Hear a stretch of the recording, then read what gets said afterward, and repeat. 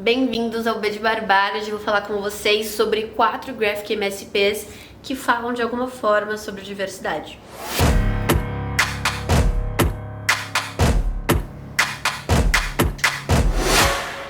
Bom, pessoal, eu já tinha trazido algumas Graphic MSPs aqui pro canal, mas eu tava há um tempo já meio sem ler quadrinhos, e isso foi uma coisa que eu até coloquei nas resoluções do ano passado.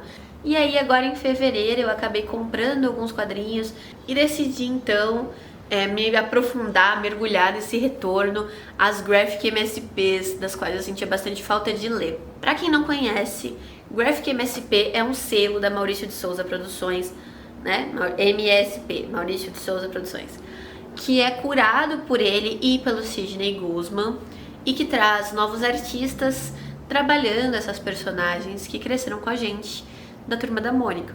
Algumas delas mais conhecidas, outras delas menos, de qualquer forma, todas elas personagens que são muito familiares pra gente e sendo colocadas em novos espaços, nos causando novas reflexões, ou só de alguma forma trazendo essas reflexões num espaço de maior afeto. Eu li 4 quadrinhos desses agora em fevereiro e por uma coincidência os 4 de uma forma ou de outra falam de uma questão que a gente pode colocar dentro da ideia de diversidade, é por isso que eu decidi trazê-las junto. Eu vou começar falando da que eu menos gostei. Eu gostei das 4, mas me surpreendeu que essa tenha sido a que eu menos gostei e eu vou explicar direitinho pra vocês. Então, a primeira é Tina Respeito, da Fefe Torquato. Na hora que saiu essa graphic, eu fiquei louca por ela, eu achei maravilhosa essa capa. E eu fiquei muito interessada, porque eu sabia que esse quadrinho falaria sobre violência no espaço de trabalho. Eu acho que é seguro dizer que as Graphic MSPs, elas funcionam muito próximas ao que a gente conhece, por exemplo, nos filmes da Pixar. São aquelas histórias que elas são completamente legíveis por crianças. E eu tenho um amigo que tem um irmão bem pequenininho, de acho que 8, 9 anos, e ele lê essas histórias, ele é simplesmente apaixonado. Inclusive eu emprestei pra ele o meu Jeremias Pérez e ele leu 3, 4 vezes, assim, se apaixonou pela história.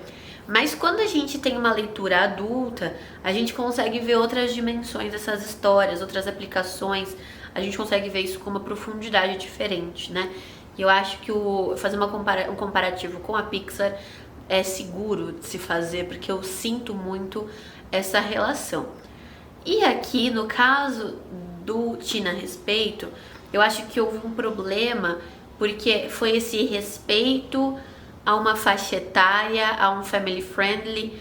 Então a gente tem a Tina, que é essa mulher jornalista que tem seu próprio trabalho, indo trabalhar pela primeira vez em uma redação de jornal, e ela vai enfrentar problemas ali com o chefão, né?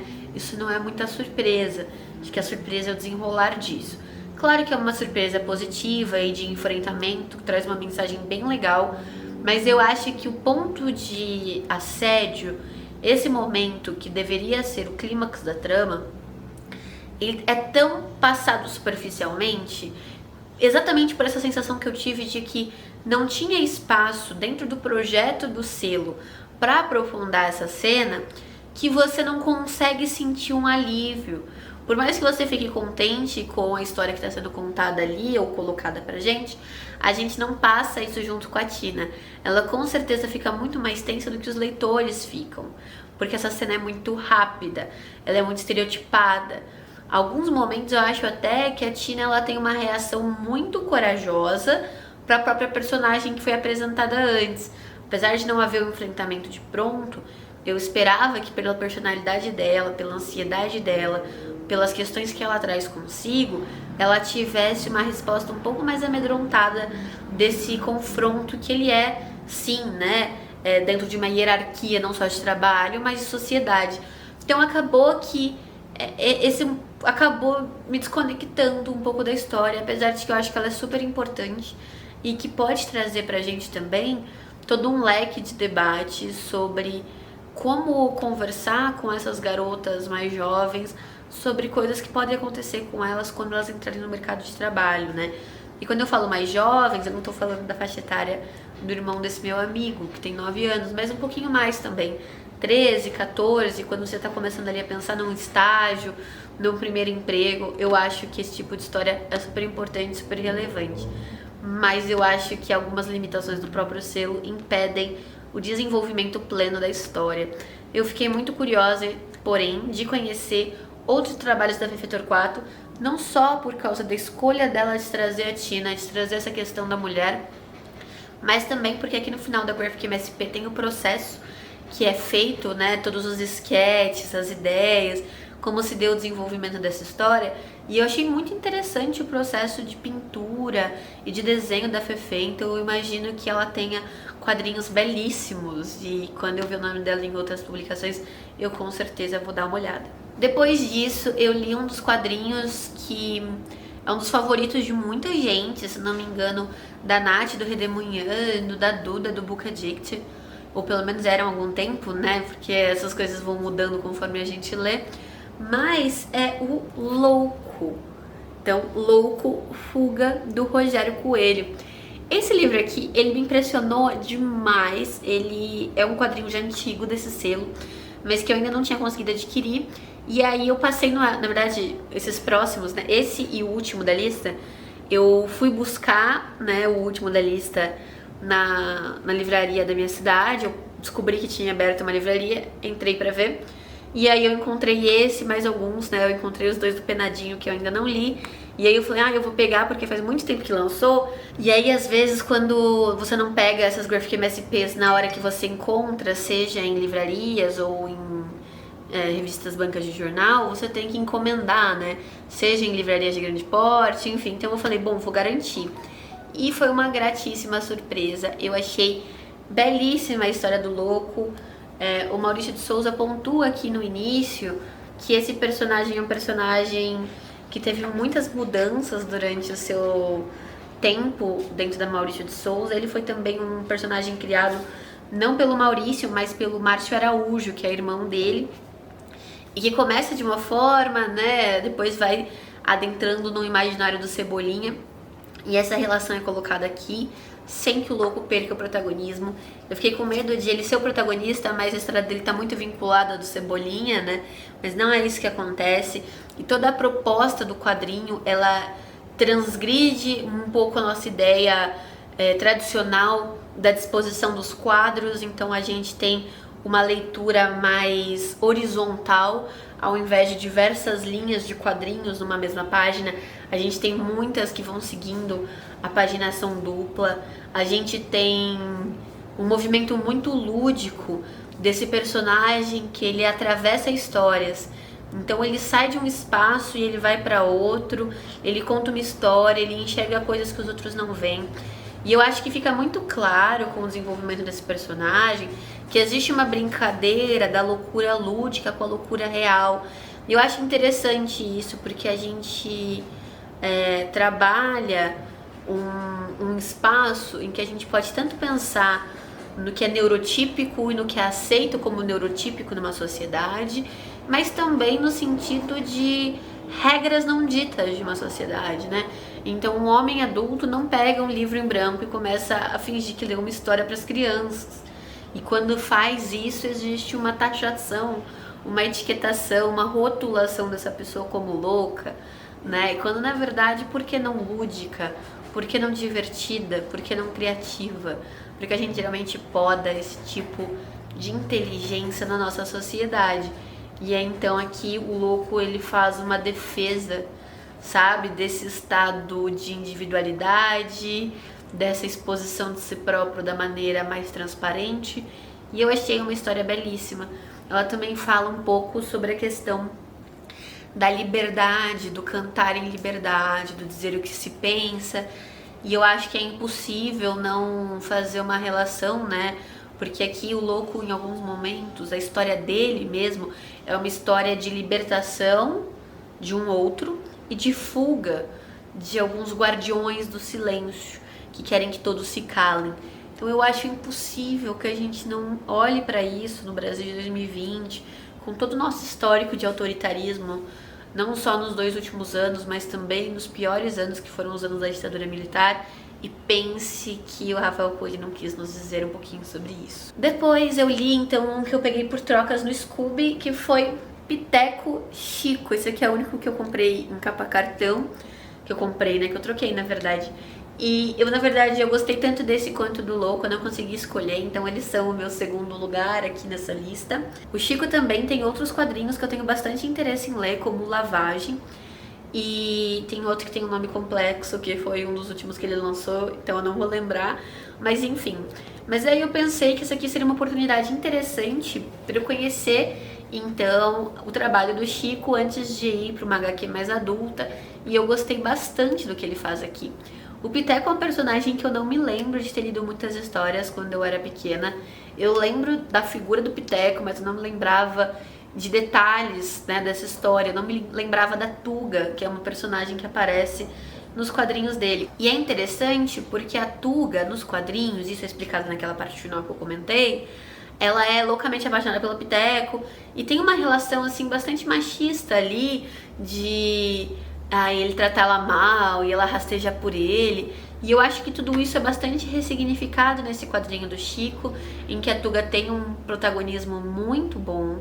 Ela é a figura de importância central,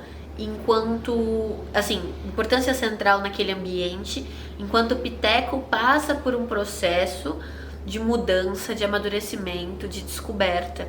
E esse processo ele é liderado pela Tuga.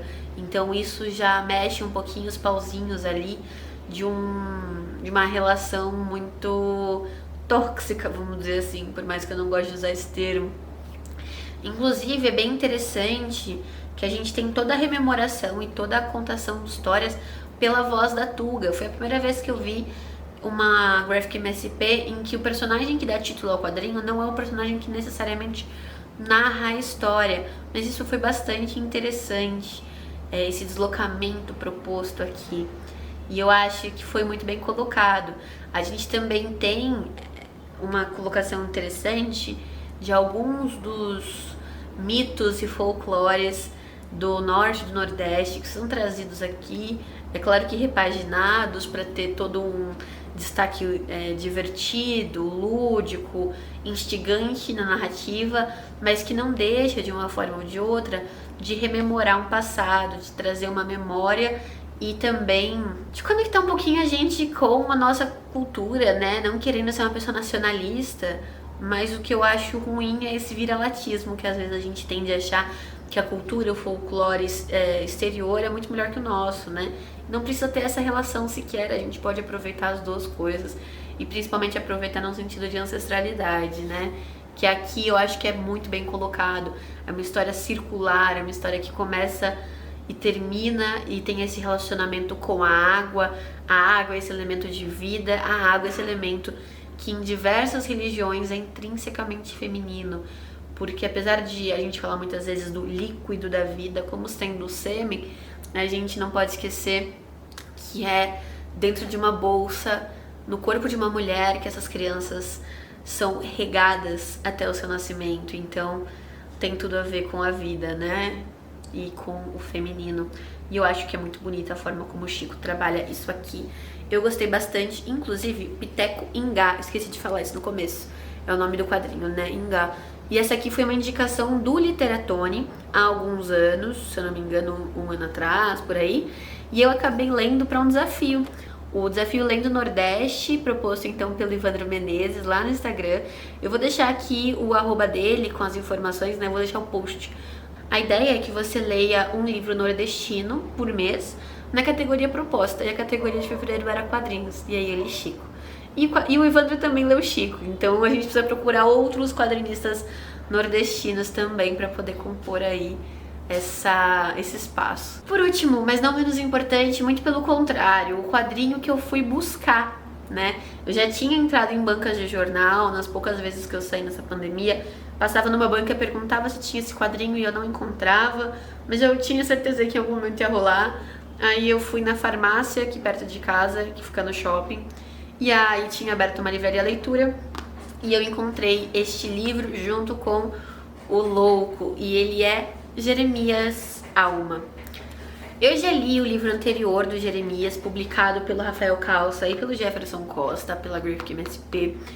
Esse foi o Pele, foi o primeiro quadrinho da Panini e da Graphic MSP a ganhar o Jabuti no ano de lançamento. E eu já tinha gostado muito, eu vou deixar aqui nos cards para vocês o meu vídeo a respeito do livro, mas só para dar uma contextualização, o que motiva o início dessa jornada do Jeremias é o momento em que dentro da escola dele vai ter uma feira de profissões e ele quer ser o astronauta, porque é o sonho dele ser astronauta, e o professor, a professora coloca ele na situação de pedreiro, porque ele se parece mais com um pedreiro. E aí a gente vai ter um movimento inicial desse personagem, de descoberta do que significa ser negro, né? Do que é a visão social do negro. E aí ele vai encarar situações dificílimas, essa história é belíssima, eu recomendo demais. E aí aqui em Jeremias Alma a gente tem uma continuidade. É muito difícil continuar um quadrinho tão bom como aquele, e eu acho que os caras conseguiram super, porque eu chorei, eu tô emocionada agora enquanto eu falo. O Jeremias vai passar então por um movimento de ir mais ao passado, por descobrir a sua ancestralidade, o que é que forma a sua alma. E para isso ele vai ter que entender que algumas pessoas têm o privilégio de saber as suas origens, enquanto ele não tem, mas que ele pode ter uma união, uma família que esteja para além dos laços de sangue. Ele pode romper com paredes que aprisionam essas pessoas em situações horrorosas. Então a gente tem até pequenos detalhes aqui nessa trama, por exemplo, quando a família dele está se mudando e está reformando a casa, os pais dele são arquitetos, e a gente tem uma referência, então a engenheira responsável pela reforma é uma mulher que carrega o nome da primeira mulher negra engenheira no Brasil e que o quê? Que destrói as paredes do quarto de empregada, porque essas paredes são um resquício arquitetônico da escravidão no Brasil. Assim como a gente tem, por exemplo, um espaço de uma livraria que traz diversos quadros com os nomes de pessoas negras na nossa literatura, como Carolina Maria de Jesus, Machado de Assis, pessoas tão importantes para a formação, né, desse povo, do imaginário coletivo de tantos anos, tantas décadas, séculos até, no caso do Machado. E a gente tem também nessa livraria algumas figuras que, de certa forma, são os herdeiros dessa ancestralidade, né? Então a gente tem ali Nina Simone, Fela Kuti. É claro que são pessoas, na verdade, que não são essas pessoas famosas, mas que serve como um easter egg, né? E é um easter egg bem explícito, porque todas as pessoas ali são famosas e são reconhecidas, assim. E eu gosto bastante nesse sentido que haja nesse final essa parte que explica o quadrinho, porque algumas imagens ali, elas podem não ser reconhecidas de modo algum, e quando você tem esse material extra, elas são reconhecidas, e também algumas vezes você conhece por nome, mas não por figura. Por exemplo, eu não reconheci a imagem do Fela Kuti até eu ver no final que era ele. Eu falei, ai meu Deus, é o Fela Kuti. E aí eu falei, putz, tá, vou ver fotos dele na internet, porque eu me liguei que eu não conhecia ele de vista, só por nome. Então isso é muito interessante também, causa uma reflexão após a leitura. E ele também vai fazer uma rememoração muito, muito bonita da resistência dos antigos escravizados, da história dele de luta, de organização quilombola, de fuga e de encontro, e também, o que eu acho sempre muito bonito, e vocês já devem ter me ouvido falar disso aqui, do resgate das tradições orais, da importância da memória. Eu acho isso muito bonito e tá muito presente aqui. De qualquer forma, independente da ordem desta lista, eu recomendo esses 4 quadrinhos, assim como eu recomendo o antecessor de Jeremias e outros quadrinhos da Graphic MSP até agora. Eu tenho tido uma experiência muito, muito positiva com essas histórias, e eu pretendo fechar aí a minha coleção, trazer para vocês cada vez mais títulos da Graphic MSP. Se inscrevam no canal clicando na bolinha com o meu rosto que vai aparecer aqui na tela. E se você tem alguma Graphic MSP que não apareceu aqui nos cards e que não apareceu nesse vídeo, que você quer muito me indicar, comenta comigo, porque eu tô super afim de conhecer mais títulos desse selo. É isso, um beijo e até a próxima.